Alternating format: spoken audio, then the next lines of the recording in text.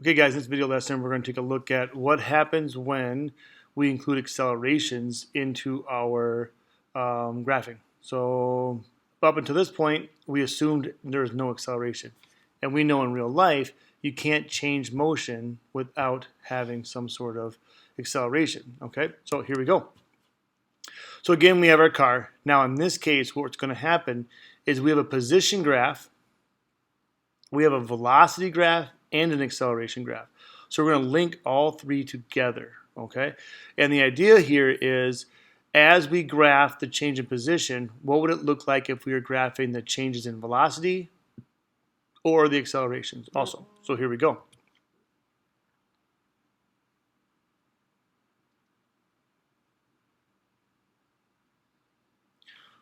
And there it is. Let's see it one more time. I'll try to maybe talk through it. So initially the car has to accelerate, and then it has to slow down. It has to accelerate to a velocity. It has to slow down to stop. And then it reverses direction, but it has to accelerate, and then it has to slow down to a stop again. So watch. It accelerates, slows down to a stop, reverse direction, accelerate, slow down to a stop. Okay, so that's kind of what's happening here is we see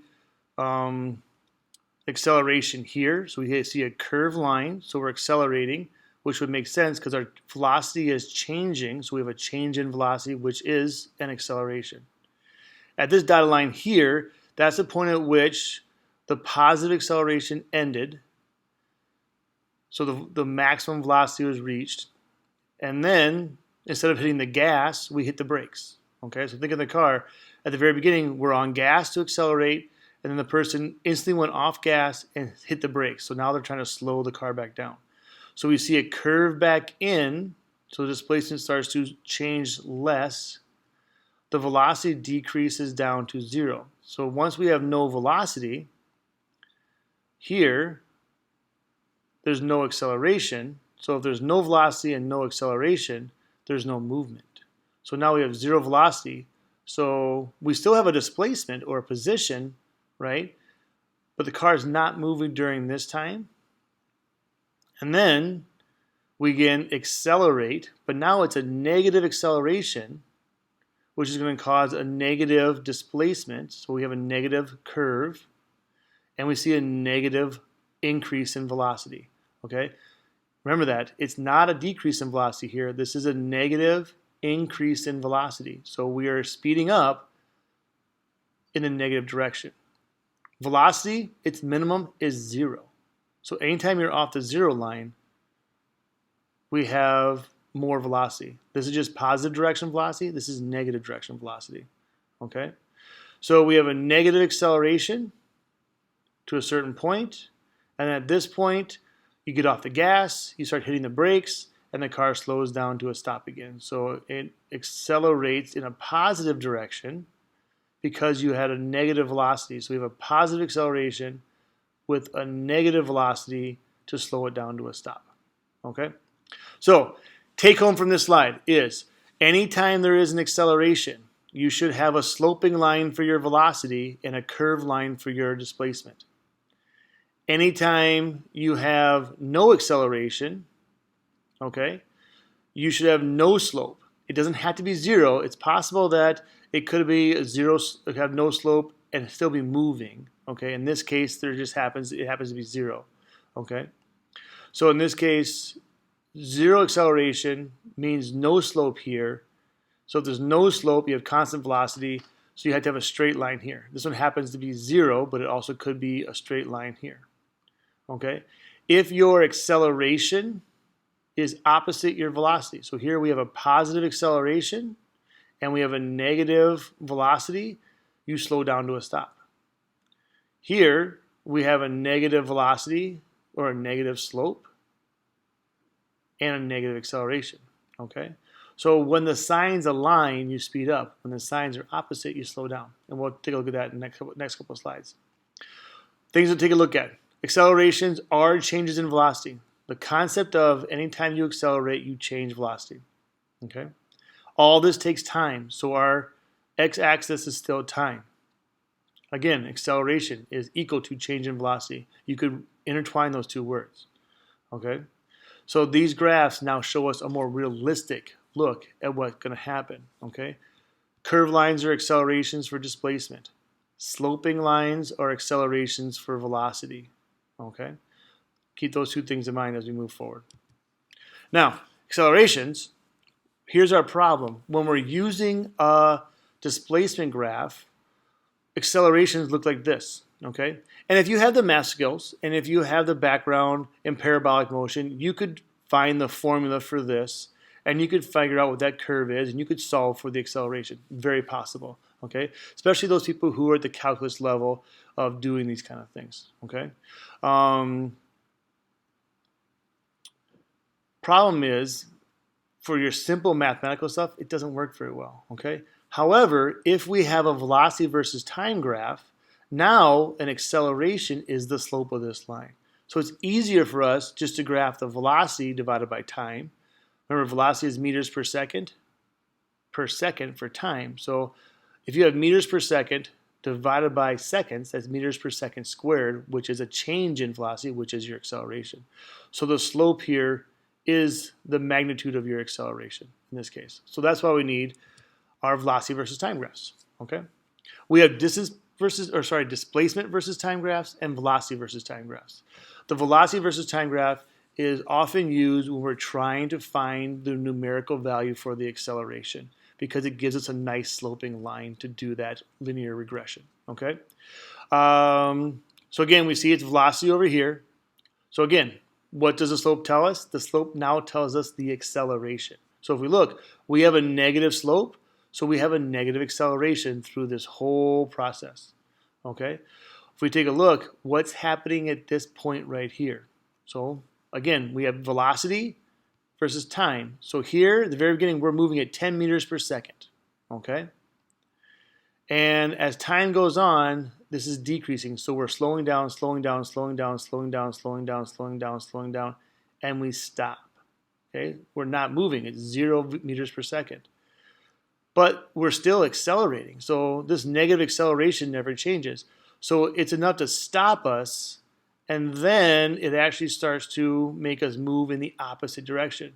Everything above 0 was positive direction. Everything below 0 is negative. So you can imagine this being flying up in the air versus coming down from the air, okay?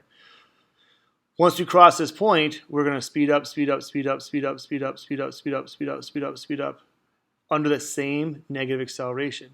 Here we're slowing down because we have a positive velocity and a negative acceleration. Once we cross the line, we're speeding up because we have a negative velocity now. It's on the negative side of the 0. And we still have a negative slope, so negative acceleration. Negative slope, negative velocity, we speed up, okay? So then we ask the question, is it moving faster at 4 seconds or 9 seconds, okay? Well, 4 seconds, we look over here, we're less than 5. 9 seconds, we're above 5, okay? Again, negative does not mean less here. Negative means opposite direction. So in this case, we're moving faster at 9 seconds in the negative direction. 4 seconds, we're moving still in the positive direction, but we're moving slower. Okay? Now, in one sentence, explain what's happening here. If we take a look at this, this is a classic example of throwing a ball up in the air. Okay? Or throwing any object up in the air, actually. If you imagine taking some sort of object, golf ball like this, and if I take the golf ball and I throw it up in the air, it comes back down to me. As the ball travels up, the only thing acting on it is gravity. So it's going to slow down, slow down, slow down, slow down, slow down, slow down, slow down to a stop. And then, since gravity is still acting on it, it's going to start coming back in the other direction and get faster, faster, faster, faster, faster until I catch it again. Okay? So the instant it leaves my hand until it comes back, that's the kind of graph we would see. We would see it leaves my hand at 10 meters per second. Gravity is slowing it down as it goes up, up, up, up, up, up, up, up, up, up, up, up, up, up, up, up to its maximum height. It stops for an instant in time, and gravity is still pulling it down at a negative value, so it starts to speed up, moving back downwards back to my hand. Okay, so real life example here is free fall, or it's this idea of you throw something straight up in the air, it goes up and comes back to you. Okay, another real life example would be a spring, where You pull it back, release it, it compresses, and then bounces back to you, where that spring would provide consistent amount of force to create a consistent acceleration. Okay. Now, what that means for us is what do velocity versus time graphs indicate? Okay. So much like dv distance versus time graphs, there's things they do for us. First of all, it's velocity. So the velocity would be the magnitude on the y-axis. Okay. It shows us the acceleration because it gives us the slope, plus or minus. And here's the cool one. We can actually solve for the displacement also. Even though it seems like that would be hard to do, we can actually get the displacement of an object because it's the area under the curve. Okay, and absolutely, guys, if you're thinking math or calculus-wise, we're looking at the integral here. Okay, so it's a very simple one, but that's basically what we're looking at here. It's the area under the curve. So again, for your calculus kind of people, we're looking at derivatives and integrals here in terms of these relationships that might trigger back a little bit to some of your calculus type of stuff. Okay. Now, we don't need calculus to do our math or what we're working on, but we should be able to calculate an area under a curve, okay? So down here, we have this velocity versus this time. We have a horizontal line, so there is no slope. Zero slope means zero acceleration. So it's not accelerating, but it moves at 4 meters per second for 15 seconds. So we have no acceleration, but 4 times 15 is 60 meters. So it would move 60 meters. Okay, so you see the power of a velocity graph. We can find accelerations numerically really easy and displacements really easily. Okay, here we do have a slope, so there is an acceleration. If we find our slope, we're looking at, a rise of 4, a run of 10, so 4/10 or 0.4. So our slope is 0.4. It's in the positive direction. It's a positive slope. And if we do our math, we have it going up 6 over 15. This is now a triangle. So 6 times 15 divided by 2, and we get a displacement of 45 meters. Okay. Notice how these are both positives in this scenario. Over here, we have a negative slope. So through time, this is actually slowing down, which means we have a negative acceleration. Okay. And we have a negative displacement as time goes on, because we're going to actually move in the negative direction as we do this. Okay, so again, we do our math. We have a rise of 4, a run of 15. So 4 divided by 15 is not a real easy number. It ends up being 0.27 meters per second. And then if we do the math on the triangle, it's 4 times 15 divided by 2, and we get a negative, because we're moving downwards. Okay, it's a negative displacement here of 30 meters and a negative acceleration of 0.27 meters per second squared. Okay, velocity graphs are very powerful because we can get the magnitude, we can get the acceleration, and the displacement from that type of graph. Okay, now that's it for this video lesson. And next time we get together, we're going to talk about taking these graphical things and then applying formulas so we can both mathematically and graphically solve for our different things. Thank you.